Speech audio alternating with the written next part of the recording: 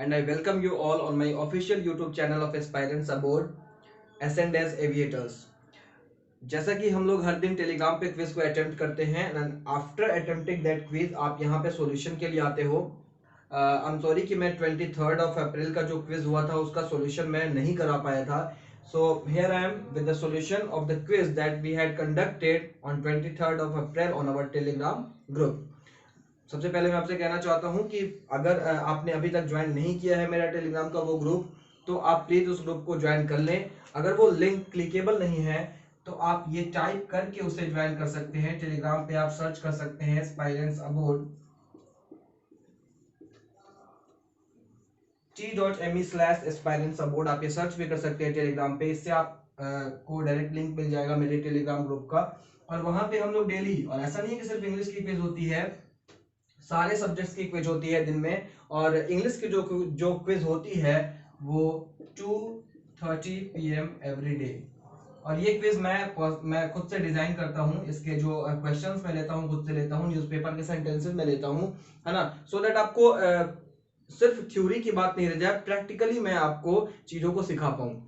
तो जो 23rd अप्रैल को हमारी क्विज हुई थी उसमें मैंने कुछ फॉरेन फ्रेजेस इंक्लूड किए थे आपके लिए, क्योंकि वो बहुत ज्यादा रिपीट होते हैं। वैसे तो बहुत सारे हैं बट कुछ मैंने आपको एक्सप्लेन किए थे 22nd ऑफ अप्रैल को जो वीडियो जो उसका जो सॉल्यूशन का वीडियो हमने बनाया था उसमें। और कुछ और थे जो 23rd ऑफ अप्रैल को हमने क्विज में थे, तो उसको हम यहाँ पे देखते हैं। देखिए ध्यान से, the very first one is prima facie एब इनिशियो एक्स ऑफिसियो स्टेटस को एंड कल सेक। ठीक है, तो ये सारे फॉरेन फ्रेजेस जो हैं वो हमारे न्यूज़पेपर्स में बहुत ज्यादा यूज होते हैं।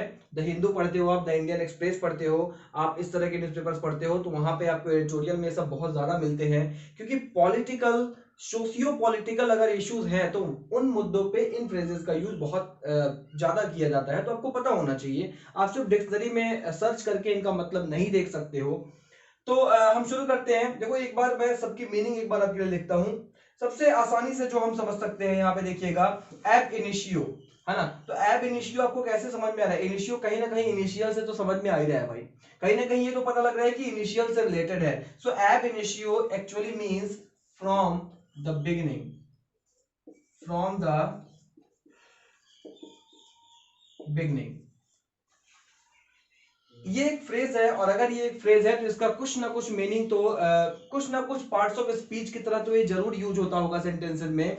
तो मैं आपको बताऊं कि ये एक एडवर्ब की तरह से सेंटेंस में यूज किया जाता है। एक एडवर्ब की तरह से ये हमारे सेंटेंस में यूज किया जाता है। एडजेक्टिव की तरह भी होता है बट एडवर्ब की तरह भी यूज कर सकते हैं। ठीक है, एडवर्ब या एडजेक्टिव की तरह ये सेंटेंस में यूज होता है। कैसे यूज करेंगे मैं आपको एक एक वर्ड का, एक एक फ्रेज का यूज सेंटेंस में बताऊंगा, तभी आप समझ पाएंगे। जैसा मैंने आपको बोला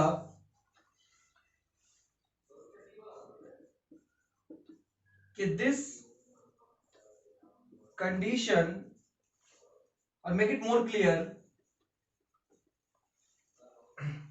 this painful condition has not been ab initio, it it has developed recently।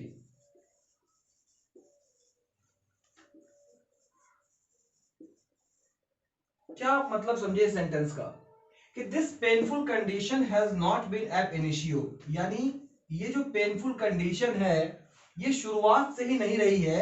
It has developed recently, ये अभी अभी डेवलप हुई है। सपोज करो हम किसी समवन इज कोई आदमी मतलब बीमार है, मैं ये कहूँ एक एग्जांपल अगर मैं आपको बताऊं कि someone is ill, someone is sick, और उसके कंडीशन की बात चल रही है कि उसका जो भी कंडीशन है अभी हाल फिलहाल में, उसका जो भी कंडीशन है, तो किसी ने उससे पूछा कि भाई ये ऐसा कैसे हो गया, तो उसको बताया जा रहा है कि नहीं ऐसा शुरू से नहीं था, ऐसा शुरू से नहीं है, ये अभी अभी ये सिम्टम्स या फिर ये जो सिचुएशन है ये अभी अभी डेवलप हुई है। फॉर एग्जाम्पल मैंने आपको एक चीज बताई कि भाई ऐसे आप एक बार समझ में आता है कि हाँ सर कैसे यूज करेंगे इसको, एब इनिशियो को कैसे यूज करेंगे सेंटेंस में। मेरे ख्याल से क्लियर है ना। नेक्स्ट हम देखते हैं, एब इनिशियो के बाद हम देखते हैं एक बार ध्यान दीजिएगा, एक्स ऑफिसियो। एक्स ऑफिसियो तो देखने में ऐसा लग रहा है जैसे एक्स ऑफिस, कोई कोई एक्स ऑफिसर हो, एक्स ऑफिस या एक्स ऑफिशियल, लेकिन ऐसा नहीं है। एक्स ऑफिसियो का मतलब होता है by virtue of an office. बहुत आसानी से आप इसको समझ सकते हैं। आप हमेशा ये स्टेटमेंट सुनते होंगे कि vice president is ex officio chairman, ex officio chairman of the upper house. Upper house आपको पता होगा, आप लोग तो बहुत जीएस पढ़ते रहते हैं भाई, है ना। अपर हाउस का मतलब राज्यसभा का जो एक्स ऑफिसियो चेयरमैन है वो कौन होते हैं, वाइस प्रेसिडेंट होते हैं। क्लियर है। सो एक्स ऑफिसियो चेयरमैन का मतलब क्या हुआ, यानी वाइस प्रेसिडेंट जो एक पोस्ट है वह by virtue of an official, by virtue of an office, वो खुद में वो एक बार जो वाइस प्रेसिडेंट है वही उसका चेयरमैन होगा। तो इस तरह से हम इसको यूज करते हैं। जैसे prime minister, the prime minister of India is ex officio chairman of NITI Aayog. शायद मैं सही कह रहा हूँ कि जो प्राइम मिनिस्टर होते हैं वही नीति आयोग के चेयरमैन होते हैं। जितना मुझे याद है मेरे ख्याल से यही होता है। तो मतलब कि जो प्राइम मिनिस्टर होगा वो नीति आयोग का अपने आप क्या हो जाएगा, चेयरमैन हो जाएगा उसका। क्लियर है। तो जैसे जो राज्यसभा का जो भी वाइस प्रेसिडेंट, मतलब जो वाइस प्रेसिडेंट होते हैं वो राज्यसभा के एक्स ऑफिशियो चेयरमैन अपने आप बन जाएंगे। भाई इसको पॉलिटिक्स के नॉलेज के हिसाब से जज मत कीजिएगा, ये सिर्फ एग्जांपल्स के हिसाब से मैंने आपको बताया है कि इसका मीनिंग ये होता है। आई होप ये क्लियर होगा। तो इसके बाद हम देखते हैं नेक्स्ट। नेक्स्ट है हमारा स्टेटस को। तो स्टेटस को का मतलब होता है, थोड़ा सा इसको ऊपर ही बताता हूं। स्टेटस को का मतलब होता है existing state of affairs, existing state of affairs, यानी कि अभी जो भी सिचुएशन है हम उसको बोलेंगे स्टेटस को। तो अभी जो भी सिचुएशन, अब आप कहेंगे सर सिचुएशन का तो मतलब यही होता है कि अभी जो सिचुएशन है, मतलब कि सिचुएशन जो अभी है वैसी नहीं भी हो सकती थी, कुछ और भी हो सकता था, but due to some reasons, due to some incidents है, जो अभी सिचुएशन है ना, कि वो कुछ इंसिडेंट्स या कुछ रीजंस की वजह से वैसा हो गया है, तो हम उसको स्टेटस को बोलेंगे। जैसे मैं आपको ये कह सकता हूं कि सपोज कीजिए, मैं आपको एक एग्जांपल देता हूं। सपोज कीजिए इलेक्शन हुआ, एक स्टेट में इलेक्शन हुआ, है ना। अभी रिसेंटली महाराष्ट्र का इलेक्शन एक अच्छा एग्जांपल है। महाराष्ट्र का इलेक्शन हुआ। महाराष्ट्र के इलेक्शन में पहले कोएलिशन बीजेपी और शिवसेना का होने वाला था, बट बाद में ऐसा नहीं हुआ। फिर बीच में अलग अलग न्यूज आई कि एनसीपी के साथ होगा, फिर ऑल दैट, वो फिर पता नहीं कुछ अलग ही तरह का कोएलिशन वहां पे उन्होंने बना लिया। तो सपोज करें कि उस इलेक्शन के टाइम पे जो सिचुएशन चल रही थी, कि हम ऐसा बोल सकते हैं कि a few people's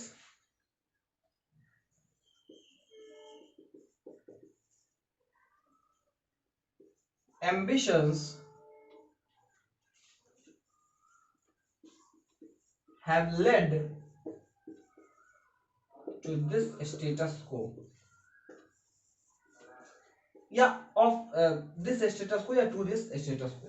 मतलब कि कुछ एक लोगों की जो महत्वाकांक्षाएं थी उसने ये स्थिति पैदा कर दी है। मतलब ऐसा होना नहीं चाहिए था, लेकिन ये स्थिति पैदा क्यों हो गई है, क्योंकि कुछ लोगों की वजह से वो स्थिति, मतलब कुछ लोगों के एम्बिशंस की वजह से वो स्थिति पैदा हो गई।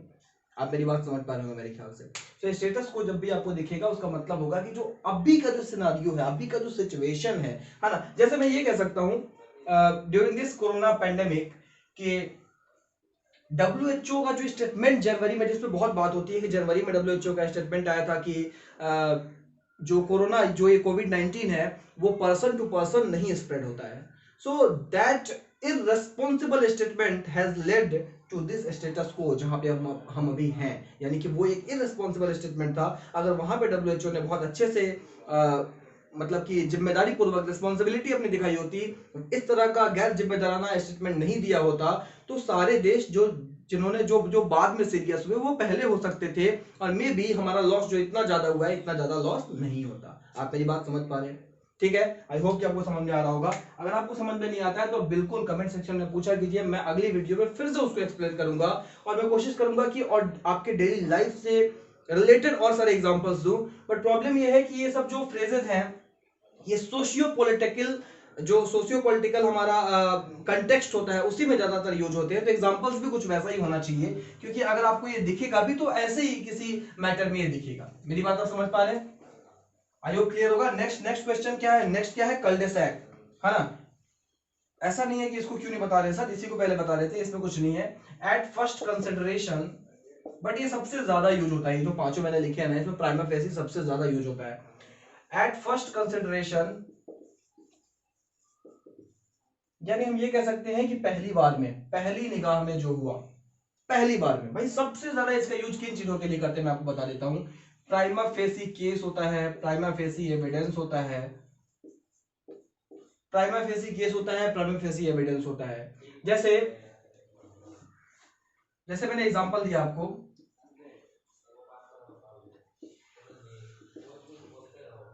प्राइमा फेसी एविडेंस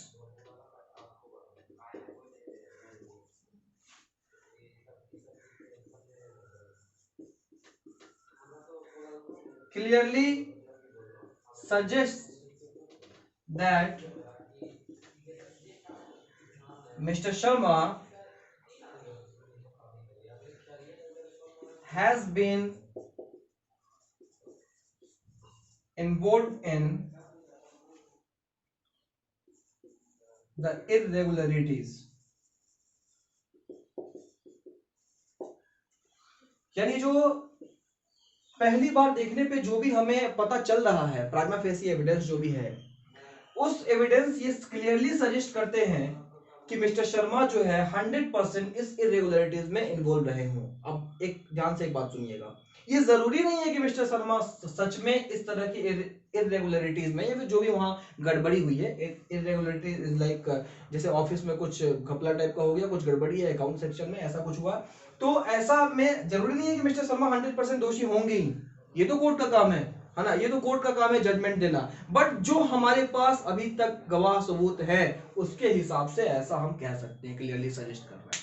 मेरी बात आप समझ रहे हो कि नहीं? बोलो समझ में आएगी, है ना? तो इस तरह से हम प्राइमा फेसी का यूज करते हैं। Prima facie case, prima facie evidence, ये need not to be the truth, है ना, ये सच होना जरूरी नहीं है, बस बात इतनी है कि ये हमारा, ये तब जो भी हमारे पास अवेलेबल है अभी का सोर्स, है ना, एट फर्स्ट कंसिडरेशन, है ना, तो एट फर्स्ट कंसिडरेशन जैसे हम कहें कि देयर इज, ऐसे मैं एग्जांपल दे सकता हूं कि there is a strong prima facie case against mister Sharma, यानी मिस्टर शर्मा के अगेंस्ट एक ऐसा केस है जो बहुत स्ट्रॉन्ग प्राइमा फेसी केस है, यानी उसका एक हमारे पास एट फर्स्ट कंसिडरेशन, है ना, एक तरह से बोलते हैं ना कि वो बहुत स्ट्रॉन्ग हमारे पास एक केस है, उनका स्ट्रॉन्ग प्राइमा फेसी केस। जैसे जैसे जैसे लिखा गया कि there was no prima facie evidence against the complaints made by someone or made by a group of people, ऐसा कुछ भी कह सकते हैं आप। मेरी बात समझो, आप जब हमेशा इन चीजों को देखोगे कैसे यूज करना है, तो सेकंड स्टेप होता है, पहले तो मतलब समझ में आना चाहिए।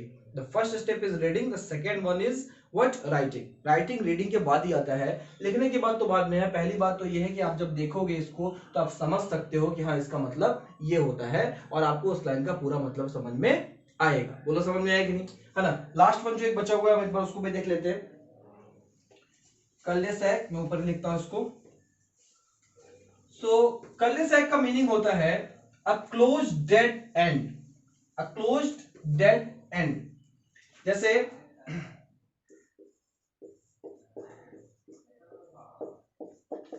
A closed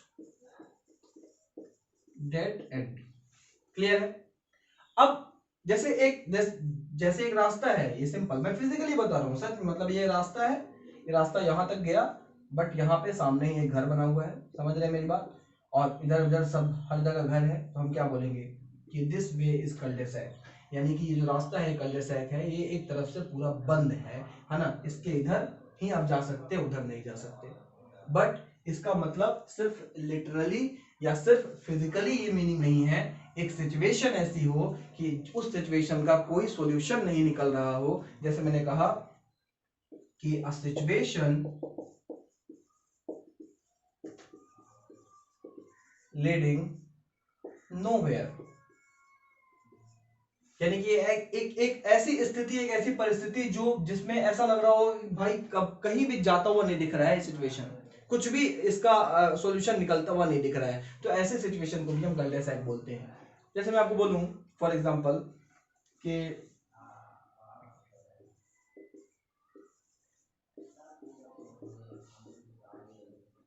this cul-de-sac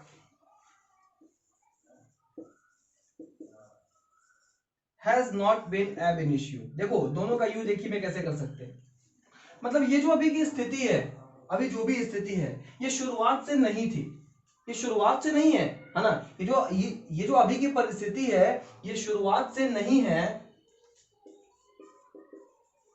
it has happened after 2 BJP MLAs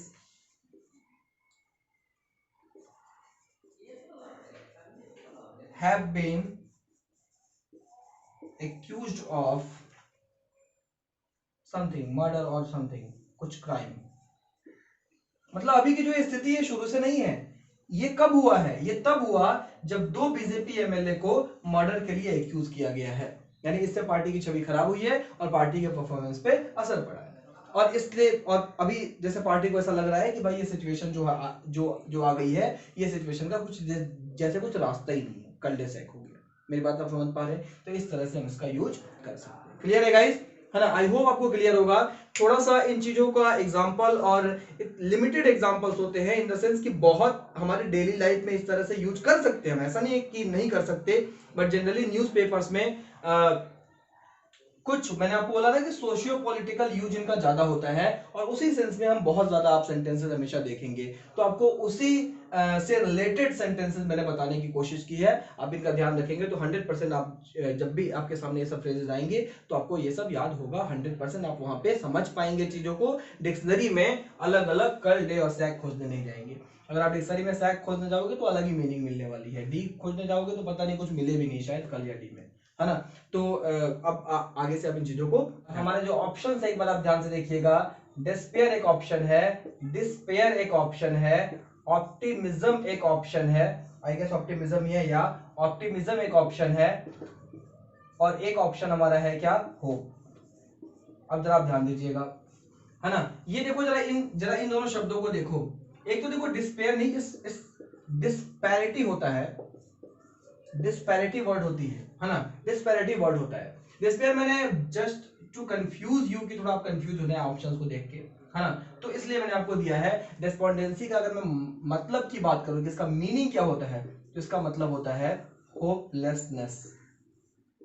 अब होप मतलब आशा, लेस मतलब आशा नहीं है, नेस मतलब कि होपलेसनेस इज लाइक निराशा, है ना? होपलेसनेस इज लाइक निराशा। तो होप इसका एग्जैक्ट सिनोनिम डिस्पेयर होता है। हाँ, ये जो डिस्पेयर है डिस्पैरिटी से बना है, और इस डिस्पैरिटी का मतलब क्या होता है, तो जरा डिस से इसको तोड़ दो, so pair is something like equal, है ना? इक्वल, और इक्वल में ये नहीं है, that is not equal. Disparity not same, है ना? डिस्पैरिटी इज डिफरेंट, डिफरेंस, भिन्न है कोई चीज, डिस्पैरिटी, डिस्पैरिटी ऐसे आप सोच सकते हो। एंड ऑप्टिमिज्म और होप तो आप जानते ही हो, है ना? ऑप्टिमिज्म का मतलब क्या होता है, आशावाद। अगर किसी वर्ड के लास्ट में ISM लगा है तो इसका मतलब उससे रिलेटेड आइडियोलॉजी को हम बोलते हैं। तो ऑप्टिमिज्म आशावाद, होप मतलब भी आशा होता है। सो ये एक तरह से बोल सकता हूं कि डिस्पोंडेंसी का ऑपोजिट है क्या, बोलो, होप। क्लियर है गाइस, है ना? तो ये क्वेश्चन है एमिकेबल। एमिकेबल का सिनोनिम पूछा गया है, ये आपके ऑप्शंस है ना? सबसे पहले मैं इसका आंसर अगर आपको बताऊं, सो एमिकेबल का आंसर क्या हो जाएगा, कॉर्डियल, है ना? एमिकेबल का मतलब क्या होता है, मैं कुछ इसके सिनोनिम्स लिखता हूं, आप खुद ही समझ जाएंगे। कोई वर्ड आपको जरूर आता होगा, अमायबल, फ्रेंडली, कॉर्डियल, ये सारे के सारे सिनोनिम्स हैं। यानी कि एक तरह से आप बोल सकते हो कि अगर मैं आपको ये बताऊं कि ये जो एम ए वर्ड होता है, ए एम ई और ए एम आई, अगर हम रूट की बात करें तो इसका मतलब लव होता है। क्या होता है इसका मतलब? लव। दैट्स वाई आपने एक गाने में, एक जो गाना है ते आमो में ते आमो, ऐसा करके आपने गाना सुना होगा। सो इसका मतलब ते आमो is something in Spanish it's I love you, in Spanish it's I love you. So A M O A M I, इस ये जो रूट है इसका मतलब क्या होता है? लव होता है। सो एमिकेबल है ना, सब में आप देख रहे हैं ए एम आई ऐसा लगा हुआ है। सो इसका मतलब होता है कि जैसे लवेबल, यू कैन से लवेबल, फ्रेंडली। जो फ्रेंडली होगा वो ऑब्वियसली क्या होगा? लवेबल होगा, कॉर्डियल होगा। सो कॉर्डियल, फ्रेंडली, लवेबल, एमाइबल, एमिकेबल, ये सारे के सारे सिनोनिम्स हैं, ये इसका आंसर है। But what about the other words? Loathsome, loathsome मैंने आपको लोथ और LOATHE और LOATH दोनों का मतलब बताया था। LOATH लोथ का मतलब क्या होता है? एवर्स, यानी अनविलिंग, अनिच्छुक, जिसके रिलक्टेंट। लेकिन LOATHE इससे रिलेटेड वर्ड है। लोथसम का मतलब क्या हो जाएगा? यू कैन से हेटफुल। लोथ का मतलब क्या होता है? टू हेट, घृणा करना। So loathsome is like hateful, you can say, है ना, जिससे आप घृणा कर सकते हो, समथिंग लाइक दैट। ठीक है। नेक्स्ट वर्ड है ऑब्नॉक्सियस। बिल्कुल ये ऑब्नॉक्सियस इसके जैसा है, बिल्कुल ऑब्नॉक्सियस का मतलब यार बिल्कुल इसके जैसा है। जरा एक बार कन्वेबल बता के खत्म कर देता हूं, फिर इन दोनों को पकड़ते हैं। कन्वे का मतलब होता है to convey an idea, to convey your feeling, to convey an opinion. मतलब कि आपको क्या करना है? To transfer. जैसे जैसे मुझे कुछ पता है तो मैं कन्वे कर रहा हूं आपके सामने, आपको बता रहा हूं, है ना, कन्वे करना किसी चीज को। सो कन्वे इज ओके, कन्वे, कन्वेएबल, जो कन्वे करने के लायक हो। अगर मान लो कोई ऐसी चीज है जो मुझे मुझे समझ तो आ रही है लेकिन मैं आपको बता नहीं पा रहा हूं, तो मैं कहूंगा कि it's not conveyable. Is it okay? आप समझ गए हो मेरे ख्याल से। सो कन्वेएबल तो इजी वर्ड है, इसको छोड़ते हैं अभी। लेट्स सी ऑब्नॉक्सियस के सिनोनिम्स क्या क्या हो सकते हैं। मैं हेटफुल बोल सकता हूं, बिल्कुल बोल सकता हूं। मैं एबोमिनेबल बोल सकता हूं। एसएससी का क्वेश्चन है ऑडियस, है ना। तो ऑब्नॉक्सियस, हेटफुल, एबोमिनेबल, ऑडियस, है ना, ये सारे के सारे सिनोनिम्स हैं, इनको आप जरूर याद रखिए। ठीक है, ये एसएससी का क्वेश्चन है 2017 सीजीएल टियर 2। ठीक है, तो ऑब्नॉक्सियस, हेटफुल, एबोमिनेबल, ऑडियस। ऑडियस उसका वर्ड था, हेडफुल ऑप्शन में था, हेडफुल सही था। तो ये हमारे जो ये वर्ड्स को आप याद रखिए, वहां से आप कॉर्डियल वाले ये सारे के सारे वर्ड्स याद रखिए। क्लियर है गाइस? बढ़ते हैं हम नेक्स्ट क्वेश्चन की तरफ। ओके गाइस, तो हमारे पास नेक्स्ट कुछ क्वेश्चंस हैं, देखिएगा ध्यान से। कंटेम्पलेशन का क्या बताना है? सिनोनिम बताना है यहाँ पे। और वेरासिटी का भी क्या बताना है? सिनोनिम बताना है। ओके, तो ये हमारा क्वेश्चन है, पहले इसको देखते हैं। वेरासिटी का एग्जैक्ट मीनिंग होता है सच्चाई। क्या बोल सकते हैं? सच्चाई, ईमानदारी, है ना। सो वेरासिटी का मतलब होता है ट्रुथफुलनेस, और यू कैन से ऑनेस्टी। सच्चाई जो है वही ईमानदारी है, उसी सेंस में। तो ये हमारा सही आंसर होगा। But what about the other words? So cowardice का मतलब तो आपको पता है, कायर, कायरता, वी कैन से कायरता। मेंडेसिटी एंड टेनेसियस। सो टेनेसियस नहीं था शायद, टेनेसिटी था आई गेस। ऑप्शन में टेनेसिटी था, है ना। टेनेसियस भी होता तो नहीं होता, उससे कुछ फर्क नहीं पड़ने वाला है।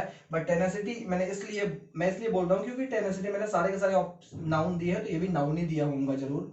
सो टेनेसिटी का मतलब होता है the quality of being tenacious, the quality of being tenacious. अब आप कहेंगे सर टेनेसियस का मतलब क्या होता है? तो टेनेसियस का सीधा सा सिंपल मतलब जिद्दी होता है। क्या मतलब होता है? जिद्दी होता है ना। जो हम क्या बोल सकते हैं? Persistent, persistent. ठीक है, तो टेनेसियस होने को टेनेसिटी बोलते हैं, यानी इसका मतलब जिद्द हो जाएगा। क्लियर है? इसका मतलब क्या हो जाएगा? जिद्द। जैसे the quality of not giving up easily, बहुत आसानी से जो सरेंडर ना करे उसको क्या बोलेंगे? Tenacity. And what about mendacity? So mendacity is the exact antonym of truthfulness, honesty. So mendacity basically means untruthfulness and what? Dishonesty. So mendacity का मतलब क्या होता है? Untruthfulness, और you can say dishonesty. So mendacity का मतलब हो गया dishonesty. क्लियर है? सो मेंडेसिटी का मतलब डिसऑनेस्टी हो गया, ये इसका एंटोनिम है। ट्रूथफुलनेस, ऑनेस्टी, ये वेरासिटी का मतलब है। क्लियर है। कॉवर्डिस आपको पता है। टेनेसिटी का मतलब द क्वालिटी ऑफ बीइंग टेनेसियस। समझ में आ गया ये क्वेश्चन? बोलो, आई होप समझ में आया होगा। नेक्स्ट हम कंटेम्पलेशन की बात करते हैं। भाई ऐसे याद करना पड़ेगा, मेंडेसिटी, टेनेसिटी, वेरासिटी। भाई 100% कंफ्यूज हो जाओगे अगर एक बार ध्यान से नहीं याद करोगे तो 100% कंफ्यूज हो जाओगे, है ना। तो इसको एकदम ध्यान से, वेरासिटी सच्चाई, ट्रूथफुलनेस, ऑनेस्टी, इसका अपोजिट मेंडेसिटी। क्लियर है। डिसऑनेस्टी, है ना। And tenacity is completely different, the quality of being tenacious. Now tenacious से टेनेसिटी, टेनेसियस इज परसिस्टेंट। ऐसे पूरा याद करना पड़ेगा, 2 बार 3 बार लिख के अच्छे से। नेक्स्ट वर्ड है कंटेम्पलेशन। सो कंटेम्पलेट का मतलब क्या होता है? ये एक वर्ब से बना है, कंटेम्पलेट। कंटेम्पलेट, कंटेम्पलेट एक वर्ब है और इसका मतलब होता है to ponder over something, to ponder over, जैसे सोचना, इसका मतलब होता है सोचना। और सोचना इट्स नॉट लाइक थिंक मतलब भी सोचना होता है, बट थिंक बहुत छोटी छोटी चीजों में यूज करते हैं। जैसे कि मुझे लगता है, आई थिंक, है ना। सो ये बहुत नॉर्मल सी बात है ना, मुझे लगता है मुझे बाहर जाना चाहिए, I think I should go, तो बस ये छोटी सी बात है। बट कंटेम्पलेट जब करेंगे तो इश्यू थोड़ा बड़ा होगा, हम ये कह सकते हैं। जैसे टू कॉम्प्रिहेंड, आप कॉम्प्रिहेंशन सॉल्व करते हो, कॉम्प्रिहेंशन का मतलब भी समझ होता है, कॉम्प्रिहेंड का मतलब भी समझना होता है, विचार करना होता है ना। To ponder over something, to ponder over, over क्यों लगा रहा हूं? क्योंकि पॉन्डर के बाद हम ओवर प्रीपोजिशन का यूज करते हैं। थिंक के बाद क्या यूज करते हैं? ऑफ या अबाउट का यूज करते हैं। ठीक है, क्या वो हम पढ़ेंगे आगे। तो कंटेम्पलेशन का मतलब क्या हो गया? कंटेम्पलेट से बना है, कंटेम्पलेशन का मतलब हो गया अंडरस्टैंडिंग। क्या हो गया? अंडरस्टैंडिंग। क्लियर है। ऑस्टेंटेशन, ऑस्टेंटेशन का मीनिंग क्या होता है? ऑस्टेंटेशन का मीनिंग होता है शो ऑफ। नाउन है भाई, शो ऑफ, यानी कि इसका मतलब होता है दिखावापन, दिखावापन। क्या हिंदी में देख लो, है ना, हिंदी में देख लीजिए, जैसे याद रखना है रखिए, बट कभी ये वर्ड आए कहीं पे तो उसका मीनिंग आपको पता होना चाहिए। इसका मतलब क्या होता है? बोलो, दिखावापन। और क्या बोल सकते हैं आप दिखावापन के लिए वर्ड? तो भाई एक बहुत अच्छा वर्ड है फ्लैम्बॉयंस। तो फ्लैम्बॉयंट उस आदमी को बोलते हैं जो शोवी हो, बहुत ज्यादा शो ऑफ करता है, उसको फ्लैम्बॉयंट बोलते हैं, है ना। तो फ्लैम्बॉयंस वर्ड है, ऑस्टेंटेशन, शो ऑफ, फ्लैम्बॉयंस। और क्या बोल सकते हो आप? पॉम्प, क्योंकि ऐसा कोई शो होता है जिसमें बहुत ज्यादा मतलब बहुत ज्यादा ग्लैमर हो या दिखावा बहुत ज्यादा किया गया हो, बहुत सेलिब्रिटी को बुला लिया, है ना, और ऐसा सब कुछ मतलब किया, तो उसको हम बोलते हैं वो बहुत पॉम्पस शो है, पॉम्पस बोलते हैं उसको। सो पॉम्प का मतलब शो ऑफ होता है, यानी कि दिखावा होता है। सो ऑस्टेंटेशन, ये सारे के सारे सिनोनिम्स हो गए। ऑस्टेंटेशन, है ना, ऑस्टेंटेशन, पॉम्प, शो ऑफ, फ्लैम्बॉयंस, इसका मतलब कहीं ना कहीं क्या हो जाता है? दिखावा करना। क्लियर है। तो celebration is exact synonym of this word. Celebration का मतलब थॉटफुल थिंकिंग। ठीक है, इसका मतलब होता है थॉटफुल थिंकिंग। अगर सिर्फ थिंकिंग से काम चल जाता तो उसके पहले थॉटफुल क्यों लगाते? बोलो, है ना। सो थॉट, थिंकिंग के पहले भी थॉटफुल लगाया है, इसका मतलब ही है कि थिंक बहुत नॉर्मल चीजों में होता है, छोटी छोटी बातों में। बट सेलिब्रेशन अगर बोलेंगे, अगर हम यहाँ पे कंटेम्पलेशन यूज करेंगे, कॉम्प्रिहेंशन यूज करेंगे, ठीक है, तो वो थोड़ा सा मुद्दा बड़ा होगा हमारा, ये बस मेरा मतलब है। ये दोनों वर्ड आपको बता चुका हूं पहले ही, एक बार याद दिला देता हूं आपको। कैपिचुलेशन कैसे बना है? कैपिचुलेट से बना है। और कैपिचुलेट का मतलब क्या होता है? तो इसका मतलब सरेंडर होता है। सरेंडर, सरेंडर की स्पेलिंग एसएससी में पूछी गई है, यहाँ पे ओ आर रख देंगे इस लास्ट वाले ई की जगह पे, वो गलत हो जाएगा। सरेंडर जो है ई आर होता है लास्ट में, कैपिचुलेशन का मतलब सरेंडर होता है। भाई यहाँ पे ओ रख के एसएससी में क्वेश्चन है, एसएससी में क्या बहुत एग्जाम में है, याद रखिएगा, ओ नहीं होता है। नाउ रिवर्बरेशन, रिवर्बरेशन, रिवर्बरेशन का मतलब आपको बताया था मैंने, रिफ्लेक्शन। रिपरकशन, रिपरकशन की स्पेलिंग बताई थी, ध्यान रखना है, पी के बाद ई होता है। रिपरकशन, रिवर्बरेशन, रिपरकशन, रिफ्लेक्शन, तो ये सारे के सारे सिनोनिम है। कंसेक्वेंस, रिजल्ट, परिणाम, किसी चीज का रिएक्शन एक तरह से कह सकते हैं, है ना। आप कोई काम करोगे तो उसका रिएक्शन आएगा, सो कॉज का इफेक्ट होगा, सो इफेक्ट, कंसेक्वेंस, रिजल्ट, है ना, रिएक्शन, रिपरकशन, रिफ्लेक्शन, रिवर्बरेशन, ये सारे के सारे सिनोनिम्स हो गए। बोलो, ये वर्ड मैं पहले समझा चुका हूं आपको, I hope it's clear guys. ठीक है, हम बढ़ते हैं अपने नेक्स्ट क्वेश्चन की तरफ। ओके, क्वेश्चन देखते हैं हम, है ना। ये क्या वर्ड है हमारा? डिसेबाउ। डिसेबाउ का मतलब सिनोनिम पूछा गया आपसे, इसका मीनिंग क्या होता है? तो मैं इसकी सिंपल सी मीनिंग आपको बताऊं, इसकी मीनिंग होती है किसी चीज को डिनाई कर देना, किसी चीज को रिफ्यूज कर देना, है ना। तो इसका मतलब होता है to refuse to deny, deny तो पता होगा आपको, इनकार करना, किसी चीज को रिफ्यूज कर देना, है ना, इनकार कर देना उस चीज को। क्लियर है? इसका सिनोनिम क्या होता है? रिप्यूडिएट होता है। क्या इसका सिनोनिम होता है? रिप्यूडिएट होता है। एम्ब्रेस का तो इसका जस्ट उल्टा है, आप किसी चीज को इनकार कर रहे हो, उसका उल्टा उस चीज को स्वीकार कर रहे हो। तो एम्ब्रेस का मतलब टू एक्सेप्ट होता है। एम्ब्रेस का मतलब टू फिजिकली भी एक्सेप्ट करना, फिजिकली एक्सेप्ट करना is like to hug, just embrace someone. And denounce, denounce का मतलब होता है टू क्रिटिसाइज, ये सारे वर्ड्स बता चुका हूं। टू क्रिटिसाइज, अनाउंस तो आपको पता है, बताने की जरूरत है, इनफैक्ट आपको रिनाउंस भी बताया था। सो रिनाउंस का मतलब क्या होता है? टू फॉरसेक, किसी चीज को छोड़ देना। टू एब्ज्योर, देखो रिवीजन भी मैं करा रहा हूं आपको, आप सोचो, आपको हमेशा ये सब याद होना चाहिए। रिनाउंस आपको याद होगा, है ना, एब्ज्योर करना, लीव करना, फॉरसेक करना, किसी चीज को छोड़ देना। अनाउंस तो बहुत कॉमन है, अनाउंसमेंट होता है ना, किसी चीज को पब्लिकली बोलना, उल्लेख करना। Denounce is like to criticise, criticise करना। Embrace, to accept, to hug. Repudiate का मतलब क्या होता है? To deny, to refuse. Clear है गाइस? तो ये हमारा वर्ड है डिसअपॉइंट, इसका मीनिंग क्या हो जाएगा? रिप्यूडिएट। क्लियर है? नेक्स्ट, सेवी, बहुत अच्छा वर्ड है, बहुत यूजफुल भी है ना। इसका एंटोनिम बताना है, इसका मतलब सेवी का मीनिंग अवेयर होता है। सेवी का मीनिंग अवेयर होता है। जैसे one of the reasons why the cutoff of the various examinations is going high day by day is that all the students are becoming tech savvy day by day. मेरा statement आप समझे? मैंने आपको समझाने के लिए एक स्टेटमेंट ऐसे फॉर्म किया खुद से। जैसे मैं ये कह सकता हूं कि बहुत सारे जो कट ऑफ दिन पर दिन बढ़ रहा है, इसका जो बहुत सारा रीजन है, लेकिन उसमें एक रीजन ये भी है कि जो स्टूडेंट्स है ना, वो ऑनलाइन एग्जामिनेशन से उनका जो फियर है, ट्रेपिडेशन है, वो कम होता जा रहा है, यानी वो टेक सेवी बन रहा है। Tech savvy is like computer, mouse, keyboard, screen, इन सब चीजों से अब वो बहुत दूर नहीं है, ये सब चीजें उनके लिए बहुत अलग नहीं है। तो हम ये कह सकते हैं कि सेवी का मतलब अवेयर होता है, जानकार होता है। ठीक है? सो इसका एंटोनिम क्या होगा बेटा? अनअवेयर होगा, है ना। बाकी जो ऑप्शंस एक बार देख लीजिए। नॉलेजेबल आप जानते हैं, नॉलेजेबल की स्पेलिंग ध्यान रखना बस जरूरी है। यहाँ पे एक ई होता है, फिर ए होता है। नॉलेजिएबल, समथिंग लाइक दिस, नॉलेजिएबल। भाई ऐसे नॉलेजेबल बोल भी लो, बस गलत मत करना, है ना। नेक्स्ट क्या? अनएथिकल, तो इथिक से बना है ना, इथिक का अन लगा दिया। Unethical is like immoral, unethical is like what? Immoral, जिसका कोई नीति ही नहीं हो, है ना, जिसके पास कोई एथिक्स नहीं है, उसको अनएथिकल बोलेंगे, है ना। सेवी वर्ड का एंटोनिम पूछा गया था, सेवी वर्ड का मीनिंग अवेयर होता है, तो सेवी का मतलब अनअवेयर होता है। आप जरूर अपनी कॉपी पे टेक सेवी लिखिएगा, है ना। इससे आपको याद रहेगा मेरा वो एग्जांपल कि हम दिन पर दिन टेक सेवी बन रहे हैं, इसलिए ज्यादा से ज्यादा स्टूडेंट्स जो है वो अटेम्प्ट कर रहे हैं ऑनलाइन एग्जामिनेशन से, उनका फियर कम हो रहा है। इसलिए भी ये भी एक रीजन है कि एग्जामिनेशन का जो कट ऑफ है वो दिन पर दिन हाई होता चला जा रहा है। क्लियर है? नेक्स्ट हमारा वर्ड है एम्बिग्यूअस। क्लियर? मैं एक बार थोड़ा रब कर देता हूं, जो एक्स्ट्रा चीजें हैं। सो एम्बिग्यूअस के जो ऑप्शंस एक बार ध्यान से देखिएगा। इस ऑप्शंस में मैंने आपको अनइक्विवोकल एंड फैलिबल, सो फैलिबल की वो, ये वही क्वेश्चन अगर आपको याद हो जिसकी स्पेलिंग गलत हो गई थी, फैलिएबल हो गया था वो गलती से।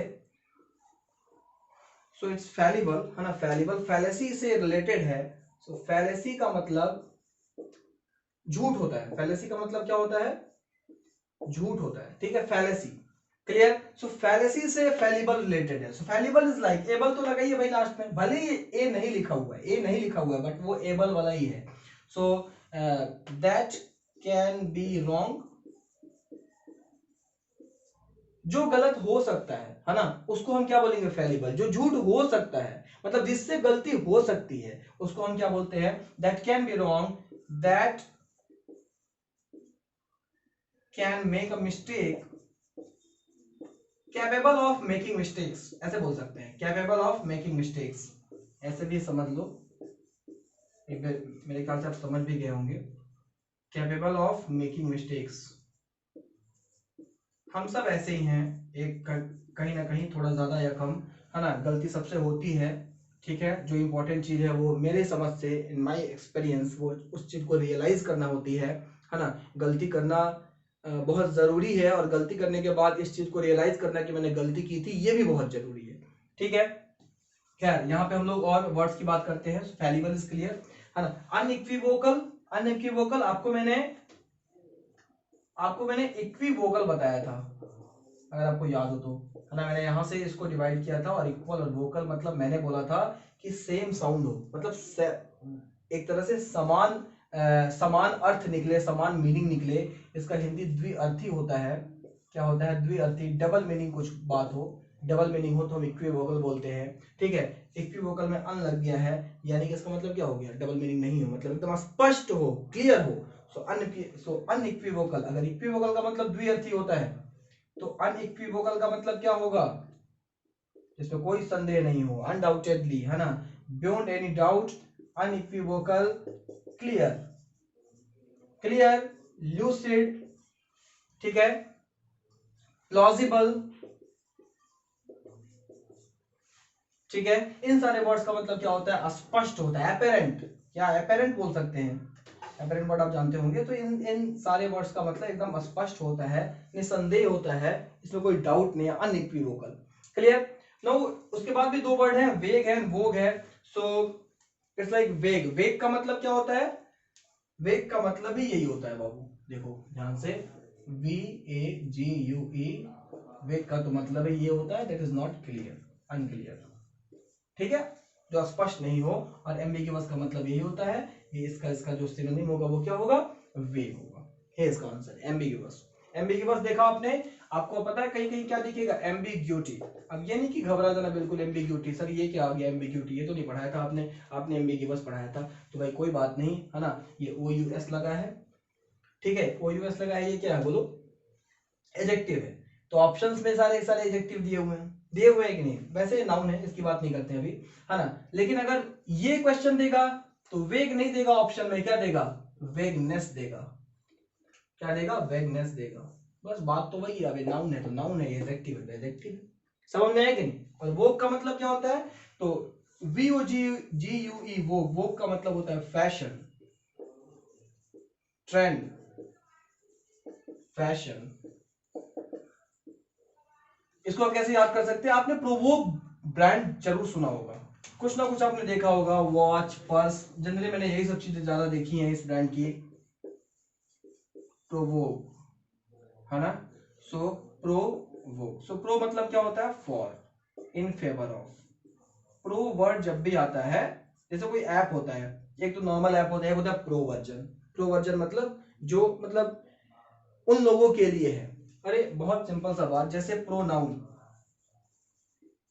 तो नाउन, प्रो मतलब for, so for a noun तो उसको प्रोनाउन बोलेंगे, in favour of a noun, clear है। सो प्रो का मतलब इन फेवर ऑफ, फॉर होता है उसके लिए, है ना, उसके फेवर में, और वो का मतलब fashion. So that's how this name comes from, ठीक है। ये इस तरह से ये नाम आता है, और इस तरह से नाम बना हुआ है, और एक सही नाम है फैशन के फेवर में, फैशन के ट्रेंड के फेवर में। सो वो का मतलब फैशन, क्लियर है, ठीक है। वेग क्लियर हो गया, वो क्लियर हो गया, ठीक है। वेग, अगर आपको एम्बिगियस पूछा है तो क्या वेग लगाना है, एम्बिग्यूटी पूछेगा तो वेगनेस देगा ऑप्शन, जाहिर सी बात है ना। तो हालांकि ग्रामर के क्वेश्चन में इतना, वोकैब के क्वेश्चन में इतना ग्रामर देखना नहीं पड़ता है, बट फिर भी देखना पड़े तो आप देख सकते हैं, है ना। उन चीजों को भी बाद में मैं क्लियर करूंगा। अनइक्विवोकल, इक्विवोकल बहुत इंपॉर्टेंट वर्ड्स है भाई। ल्यूसिड, प्लॉजिबल, क्लियर बहुत important. Lucid very very very important, ठीक है। लूसिड बहुत ज्यादा बार बोलते हैं हम लोग, ठीक है। हम बढ़ते हैं अपने नेक्स्ट क्वेश्चन की तरफ। ओके गाइस, तो हम देखते हैं अपने जो बाकी क्वेश्चन हमारे बचे हुए हैं, है ना। एक चीज मैं यहाँ पे आपके लिए करेक्ट कर देना चाहता हूँ। इस एक छोटी सी मिस्टेक ये हो गई है, छोटी सी मिस्टेक क्या, बड़ी ही मिस्टेक कह लो, कि इस क्वेश्चन का जैसे क्वेश्चन डिजाइन किया गया, जैसे इसके ऑप्शंस रखे गए हैं, वैसे इस क्वेश्चन का क्या पूछा जाना चाहिए था? सिनोनिम पूछा जाना चाहिए था, एंटोनिम नहीं पूछा जाना चाहिए था, है ना। इसके ऑप्शंस जैसे हैं उसमें इसका सिनोनिम ही पूछा जाना चाहिए था। एब्ल्यूशन का मतलब क्या होता है? एब्ल्यूशन का मतलब प्यूरिफिकेशन होता है। एब्ल्यूशन का मतलब क्या होता है? क्लिनसिंग होता है, क्लिनसिंग। क्या सिर्फ नॉर्मली चीजों को साफ सफाई करने को हम एब्ल्यूशन बोलते हैं? जी नहीं। जैसे एब्ल्यूशन फ्रॉम, जैसे हम बोले किसी ने कुछ पाप किए हैं, धुल गया, पवित्र हो गया वो, है ना। जैसे पर्स वर्ड होता है, पर्स वर्ड होता है कि नहीं बोलो, पर्स। पर्स का मतलब क्या होता है? यही purification. So purification not in the sense of just washing and cleansing it, just cleaning it with water, not only in this manner but also spiritually और religiously भी हम एब्ल्यूशन का यूज करते हैं। सो एब्ल्यूशन का सिनोनिम यहाँ पे obviously purification. I am sorry कि वहां पे गलती से मैंने एंटोनिम पूछ दिया था, वो क्वेश्चन फिर गलत हो गया अगर एंटोनिम पूछा गया तो। यहाँ पे इसके ऐसे कोई ऑप्शंस नहीं है। So ablution is what? Purification, cleansing. But absolution means what, है ना। एब्सोल्यूशन आप यहाँ पे देख रहे हैं एसओ एक एक्स्ट्रा आ गया तो उसका मीनिंग बदल गया। मैं आपको बताऊं कि जो बाकी तीन वर्ड हैं लिबरेशन, एब्सोल्यूशन एंड एक्विटल, ये सारे के सारे सिनोनिम हैं। और आपको इसका मतलब पता है, एक्सोनरेट करना यानी कि एक्विटल का मतलब क्या होता है? दंड मुक्ति। डीपेनलाइज करना किसी को, है ना, डीपेनलाइज करना, किसी को पेनल्टी लगाना है उसको डीपेनल्टी हटा देना, ये इसका मतलब हुआ। सो एब्सोल्यूशन, एक्विटल तो बहुत अच्छे से बताया था, एक्सोनरेट बताया था, एक्विट बताया था आपको, कन्विक्ट बताया था, एलीग बताया था। तो वहां पे एब्सोल्यूशन, एक्विटल और लिबरेशन ये तीनों के तीनों सिनोनिम्स हो गए। इसका मतलब हो गया दंड मुक्ति, वो अलग है, एब्सोल्यूशन अलग है, उसका मतलब प्यूरिफिकेशन। ठीक है, थोड़ा सा वहां पे गलती हो गई थी। नेक्स्ट हमारा वर्ड है अनविटिंगली। इसको थोड़ा ध्यान से देखते हैं। अनविटिंगली का क्या पूछा गया है? एंटोनिम पूछा गया अनविटिंगली का, तो जरा ध्यान से देखेंगे हम लोग। सबसे पहली चीज जरा एक बार ध्यान से देखो, WILL विल और एक तरफ लिखता हूं WIT विट। ओके, विल और विट। द विल का मतलब क्या होता है? इच्छा। हेल्पिंग वर्ब वाला विल की बात नहीं कर रहा हूं, विल का मतलब वसीयत भी होता है, बट फिलहाल विल का एक नॉर्मल जो मीनिंग होता है वो क्या होता है? इच्छा। सो विल पावर इज इच्छा शक्ति। सो विल, अब अगर मैं यहाँ पे वर्ड बनाऊं विलिंगली तो क्या मतलब हुआ? यानी इच्छा से, मन से, विलिंगली। जैसे विलिंगली मैं पढ़ा रहा हूं, मेरा मन कर रहा है पढ़ाने का, है ना। आप पढ़ रहे हो, आपका मन कर रहा है पढ़ने का। आप अगर कोई कहे अनविलिंगली तो भाई अनविलिंगली का मतलब क्या हो जाएगा? बिना मन के, किसी का मन नहीं कर रहा है भाई, है ना। अनविलिंगली का मतलब क्या हो जाएगा? बिना मन के, बिना इच्छा के, जिसको हम क्या बोल सकते हैं? रिलक्टेंटली। रिलक्टेंटली इसका सिनोनिम है। क्लियर है? तो जैसे विल से सारे के सारे वर्ड्स बने हैं ना, ठीक इसी तरह विट से बनाते हैं। विट का मतलब क्या होता है? विट का मतलब समझ होता है। विट का मतलब क्या होता है? समझ होता है। विट, विट तो जिसे विटी रिमार्क्स बोलते हैं। विटी रिमार्क्स मतलब क्या? विटी रिमार्क्स मतलब होता है जैसे किसी ने हाजिर जवाबी बोलते हो ना, हाजिर जवाबी, जैसे आपने बोला तुरंत ही रिप्लाई कर दिया, उसने तुरंत रिप्लाई कर दिया, तो हम बोलते हैं कि witty reply. Witty reply is like समझ के साथ उसका रिप्लाई किया गया। सो जैसे विट है, वैसे जैसे विल से विलिंगली बना तो क्या विट से विटिंगली बनेगा, बट डबल टी हो जाएगा। ध्यान रखिएगा, वहां पहले से डबल एल था बट यहाँ टी है, फिर भी डबल टी लगेगी। और ऐसे ही यहाँ पे अनविटिंगली भी बनता है, अनविटिंगली। क्लियर है? अब देखिए ध्यान से, अगर विट का मतलब समझ है तो विटिंगली का मतलब समझ से, यानी समझ के साथ उस काम को किया गया। सो विटिंगली का सिनोनिम क्या बोलते हैं? एडवर्टेंटली। एडवर्टेंटली। विटिंगली का सिनोनिम क्या बोलेंगे हम? डेलिबरेटली, यानी जैसे चाहते हुए, डेलिबरेटली, यू नो, है ना, दिमाग से सोच के सब कुछ, जो सोच समझ के सब कुछ किया गया है। ठीक है, तो अनविटिंगली का मतलब क्या हो जाएगा? यानी कि बिना सोचे समझे किया गया। सो बिना सोचे समझे हम क्या काम करते हैं? बिना सोचे समझे हम कुछ करते नहीं है, बस हो जाता है एक्सीडेंटली। सो अनविटिंगली का मतलब हम कह सकते हैं एक्सीडेंटली। जैसे न्यूज़पेपर पढ़ रहा हूं, एक कप पे चाय मिली, न्यूज़पेपर पलटने गया तो तक दोनों हाथ से पलट दिया, चाय गिर गई। सो अनविटिंगली आई ड्रॉप टी, है ना। अनविटिंगली, वो सोचा समझा नहीं था बट एक्सीडेंटली हो गया, है ना, एक्सीडेंटली। और जैसे जैसे एडवर्टेंटली विटिंगली का सिनोनिम है, सो इनएडवर्टेंटली किसका सिनोनिम हो जाएगा? इनएडवर्टेंटली इसका सिनोनिम हो जाएगा अनविटिंगली का। मुझे क्लियर गाइस, है ना। तो यहाँ पे आपको क्या बताना है? बोलो एंटोनिम बताना है। अब एंटोनिम बताओ इसमें से कौन सा होगा? तो एक्सीडेंटली तो इसका मीनिंग है, इनएडवर्टेंटली इसका मीनिंग है, अनविलिंगली तो अलग है। क्या होगा? डेलिबरेटली, क्योंकि डेलिबरेटली किसका सिनोनिम था? विटिंगली का। बोलो समझ में आया कि नहीं? डेलिबरेटली किसका सिनोनिम था? विटिंगली का। तो अनविटिंगली का एंटोनिम हुआ कि नहीं भाई? इसके ऐसे। क्लियर? समझ में आया भाई? नेक्स्ट वर्ड हमारा क्या है? इंजीनियस, है ना। इंजीनियस भाई बहुत ही अच्छे से और बहुत ही आसानी से चीजों को मैं आपको याद कराऊंगा, एकदम ध्यान से देखते रहिए बस आप, बस ध्यान से देखो तो फिर कभी भूलोगे नहीं, ये गारंटी है, फिर कभी नहीं भूलेंगे आप। जरा बहुत ही ध्यान से देखिएगा। जब सबसे पहले तो कंफ्यूजन कितना है सोचिए, इंजीनियस, इंजेनुअस, क्या चेंज हुआ सोचो। ये स्पेलिंग का आई, यहाँ आई ओ है, यहाँ क्या है? यू, बस इतना ही चेंज हुआ। उसके बाद मिलता जुलता इंडिजिनस भी है, तो जरा ध्यान दीजिएगा, ठीक है। बाकी तो आप जानते हैं ब्रिलियंस का मतलब क्या होता है, तीव्रता मतलब ब्रिलियंस, इंटेलिजेंस। एंड डमनेस इसका उल्टा है, डम डम डम हम किसको बोलते हैं, जो ब्रिलियंट नहीं हो, जो अपना दिमाग अप्लाई नहीं कर सकता, उसको डम बोलते हैं। तो यहां पे ध्यान दीजिएगा, सबसे पहले आपको याद करने का मैं तरीका बता रहा हूं भाई, है ना। मीनिंग तो मैं तुरंत बता दूंगा आपको, मीनिंग की बात नहीं है, बात है कि कैसे याद रहे, कैसे याद किया जाए कि कभी भूले नहीं। भाई ध्यान दो, इसमें जीनियस आ रहा है कि नहीं आ रहा है, इंजीनियस में जीनियस आ रहा है, हालांकि जीनियस की स्पेलिंग वो नहीं होता है, बट इंजीनियस, जीनियस बोल रहे हैं हम लोग। सो इंजीनियस में जीनियस आ रहा है, तो मतलब जीनियस आदमी कैसा होगा बोलो, अरे जीनियस आदमी कैसा होगा, ब्रिलियंट होगा कि नहीं। सो इंजीनियस मतलब ब्रिलियंट, क्लियर। ना देखिए इसमें क्या आ रहा है, इनजेनुअस। अब जेनुअस में ये जो आ रहा है, ये जेन्युइन से रिलेटेड लग रहा है कि नहीं, जेन्युइन, जेन्युइन में जैसे एन के बाद यू आता है, वैसे जेन्युइन, जेनुअस, याद कर लीजिए, इस तरीके से आप याद रखेंगे, कभी भूलेंगे। इसमें जीनियस था तो जीनियस से ब्रिलियंट बन गया, ब्रिलियंस बन गया, ठीक है। इंजीनियस ब्रिलियंस, ब्रिलियंस नहीं ब्रिलियंट, ठीक है, एडजेक्टिव है, ब्रिलियंट बनेगा, क्लियर है। सो इंजीनियस, ब्रिलियंट, समझ में आया भाई। सेकंड थिंग इनजीनुअस, है ना, इनजेनुअस, तो जेनुअस कैसे बना है, जेन्युइन से बना है, तो जेन्युइन से बना है, तो हम यहाँ पे जेन्युइन कौन होता है बोलो, बच्चे जेन्युइन होते हैं कि हम बड़े लोग जेन्युइन होते हैं, बच्चे जेन्युइन होते हैं, क्योंकि बच्चों के मन में जो होता है वही उनके बाहर होता है, वो कुछ अलग नहीं बोलते, और हमारे मन में कुछ और होता है, हम लोग बोलते कुछ और है, करते कुछ और। तो जेन्युइन जो है, हम ये बोल सकते हैं क्या कि चाइल्ड लाइक, चाइल्ड लाइक।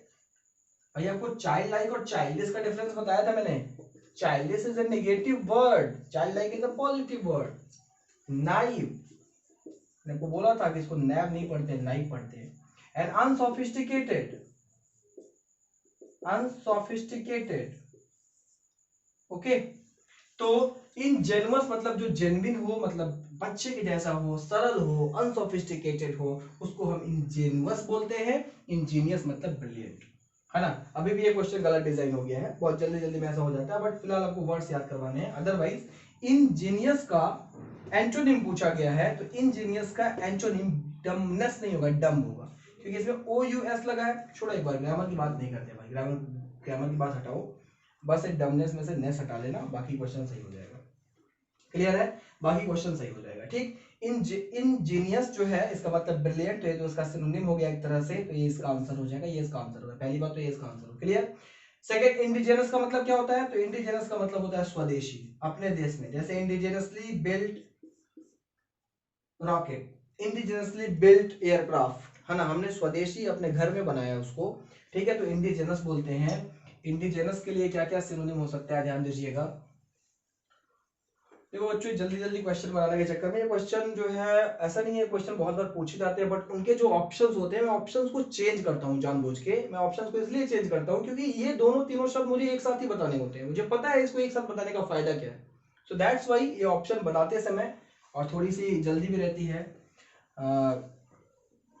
जो नॉट सफिशियंट टाइम, तो खैर आप समझ सकते हैं ना, वहां पे डम होगा, डमनेस नहीं होगा। रीजन क्या है, रीजन क्या है कि सर ऐसा क्यों कर रहे हैं भाई, तो ये एडजेक्टिव है, और एडजेक्टिव का सिनोनिम या एंटोनिम एडजेक्टिव ही होना चाहिए। ये ओ यू एस करेक्ट है, ओ यू एस करेक्ट है, एन सी ये गलत है, ब्रिलियंट इसके ऑप्शन में होता, है ना। डम है, ये एडजेक्टिव है, डमनेस नाउन है, तो इसका जो आंसर हो जाएगा वो डम हो जाएगा। फिलहाल इंडिजिनस वर्ड की हम लोग बात कर रहे हैं, तो इंडिजिनस की अगर मैं बात करूं,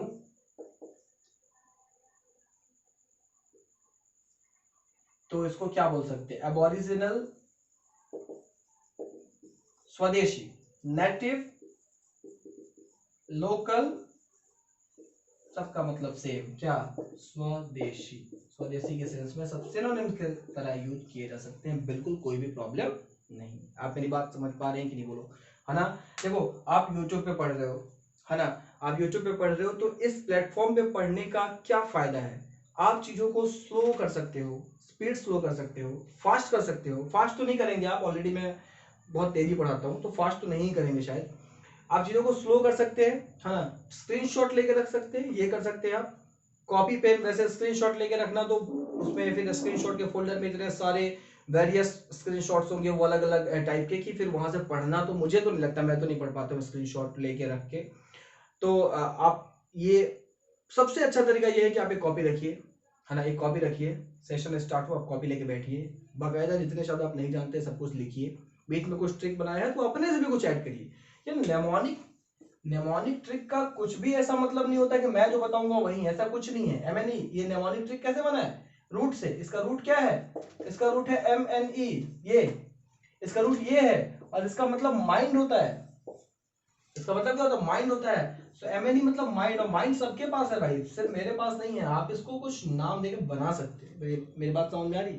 तो आप ऐसा कुछ बना सकते हैं, अपने मन से बना सकते हैं, है ना। आप कुछ और बेटर वे बना सकते हैं। बट मैंने अपने टीचिंग लाइफ में जो ट्रिक बनाए हैं या याद करने के जो आसान तरीके मैंने बनाए हैं वो मैं आपसे शेयर करता हूँ, है ना। इससे आपको एक रास्ता मिलता है, एक डायरेक्शन मिलता है आपको कि आप भी ऐसे सोच सकते हैं और इस तरह से शब्दों को याद करना पॉसिबल है, और उन शब्दों को अपने मेमोरी में रिटेन करना भी पॉसिबल है बहुत दिनों तक। मेरी बात समझ में आ रही है सबको?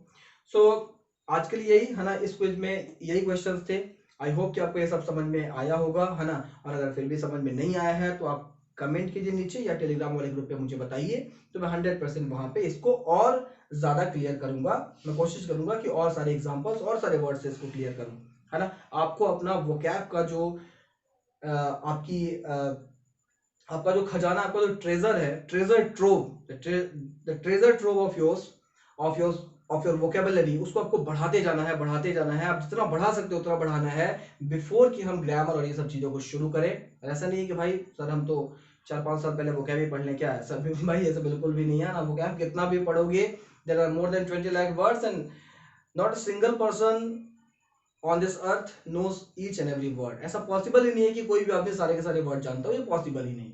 समझ रहे हैं आप मेरी बात? तो सारे के सारे वर्ड जानना हमारा मोटिव नहीं है। हमारा मोटिव ये है कि जो यूज में है और जो एडिटोरियल में, न्यूज़पेपर में, कॉम्प्रिहेंशन में, क्लोज टेस्ट में जो लगातार रिपीट होता रहता है वो हमें पता होना चाहिए।